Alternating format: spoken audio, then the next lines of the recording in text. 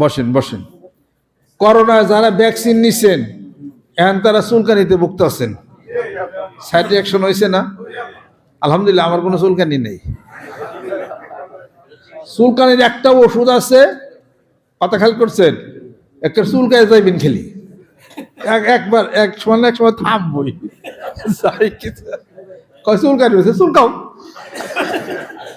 গন্ডালি চুলকানি কনে যাইবেন সব কিছু না। শোনেন, এই জন্য আপনি এখন একটা জিনিস খাবেন।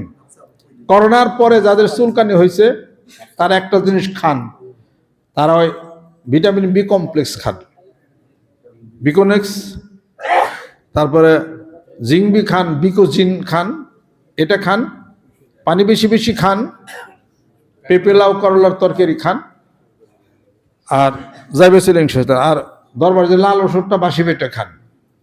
এটা বাসি পেটে খাইলে কোনো অ্যালার্জি থাকবো না ইনশাল্লাহ তালা। এটা নিয়ে খানে চলে যাবে ইনশাল্লাহ তালা। এই জন্য চুলকানির ওষুধ খায়েন না। আস্তাগফিরুল্লাহ।